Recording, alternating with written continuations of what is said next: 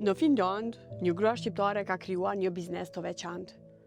Ajo ofron kujdes shëndetësor për të gjitha moshat, duke u dhënë atyre ndihmë aty ku ata ndihen më së miri, në shtëpitë e tyre. Me përkushtim të madh, ajo gjithashtu mbështet gratë e tjera për të ndjekur ëndrat e tyre për biznese të ndryshme. Ndërsa së fundi, së bashku me vajzën po përgatitet të hapë edhe një biznes të ri. A mund të na prezantoheni edhe të na flisni diçka rreth vetes tuaj? Patjetër, fillimisht faleminderit shumë për ftesën.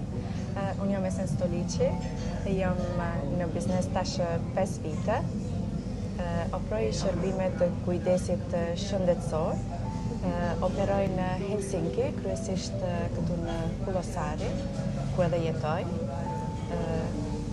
Kam një staf që përbëhet nga infermieret finlandeze dhe shqiptare, për cilat jam shumë mirënjohëse dhe krenare, bëjnë një punë shumë të mirë. Unë që nga viti 2010 jam në këtë profesion, kam punuar në sektorin publik edhe në sektorin privat. Para se të filloj biznesin, kam punu në spitalin universitar, këtu në Helsinki në Hus, në repartet të ndryshme. Mendoj se puna në spital edhe puna në një ambient shtëpie dallon shumë, jo vetëm për arsye të ambientit, por edhe përgjegjësia është më e madhe.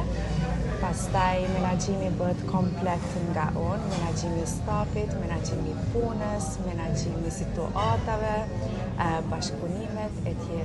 Megjithatë ja kemi dalë shumë mirë dhe kjo fal stafit të mrekullueshëm.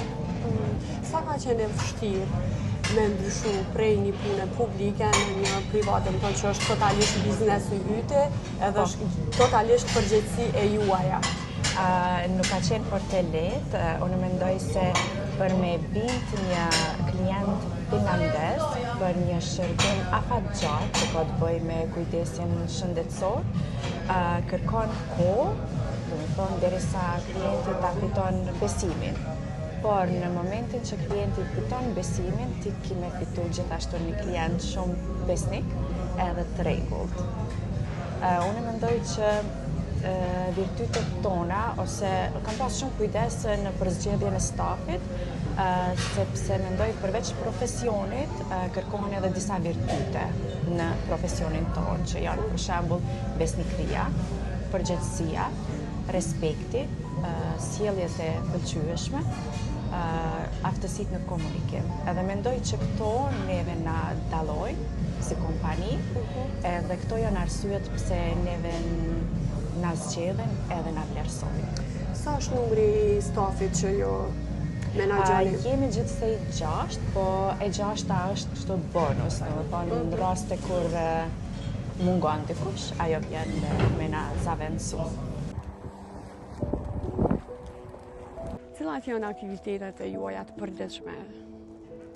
Unë mundohem, edhe pse kohën e lirë kam shumë të kufizume, mundohem gjithsesi të jem aktive në aktivitete të ndryshme edhe në rrjete të ndryshme. Për shembull, vitin e kaluar kam qenë pjesëtare e bordit grave në biznes këtu në Helsinki, Helsingin Yrittäjänaiset. Kurse tani jam pjesë e bordit grave shqiptare në biznes, gratë shqiptare nordike.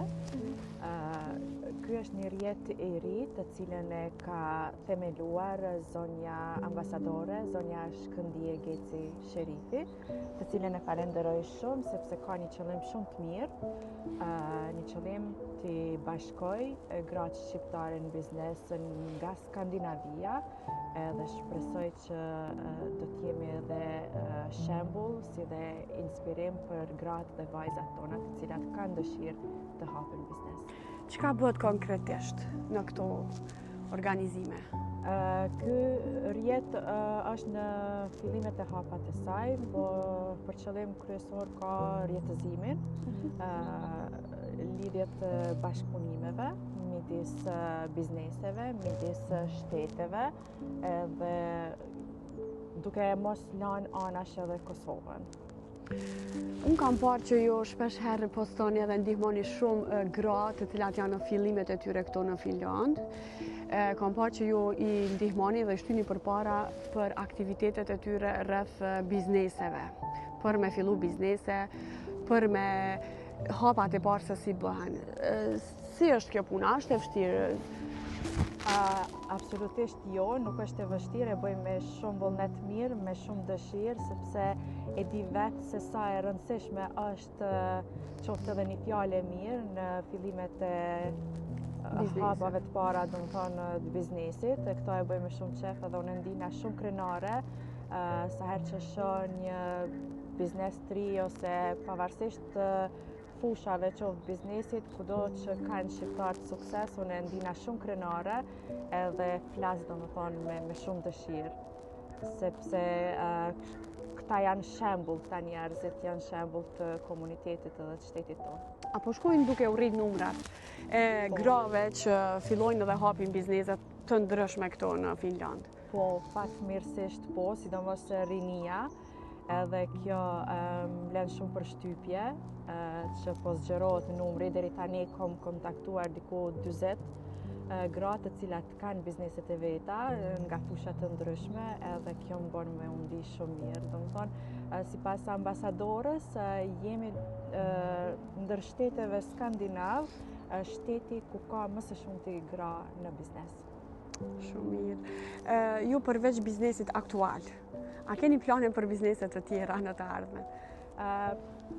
Plane kam shumë, vazhdimisht planifikoj diçka të re, por ajo çka është më e afërt për të realizu ka të bëjë me një biznes në bashkëpunim me vajzën time, e cila ka dëshirë ose ka shpreh dëshirë të hapë një salon bukurie. Cila kish me qenë këshilla jote për gjitha gratë që jetojnë këtu në Finlandë edhe dëshirojnë edhe ëndrojnë për me pas nesër një biznes të tyre? Unë mendoj që neve që jetojmë në Finlandë jemi me fat për arsye se këtu janë mundësitë shumë të mëdha me i realizu dëshirat tona, qofshin ato me biznes ose profesion ose hobi. Mendoj se ato mundësi duhet me i pa dhe me punu për realizimin e atyre dëshirave. Ju kisha këshillu, domethënë, me marrë guximin edhe me provu, sepse nuk humb nëse provon diçka të re. Edhe sidomos ato gratë që kanë fëmijë, që kanë vajza, me u bë vetë shembulli më i mirë për fëmijët e tyre, me punën edhe përkushtimin edhe realizimin e qëllimeve të tyre. Të falenderojmë për këshillën edhe për gjithë bisedën që e bëm sot. Faleminderit gjithashtu, ju uroj shumë suksese. Faleminderit.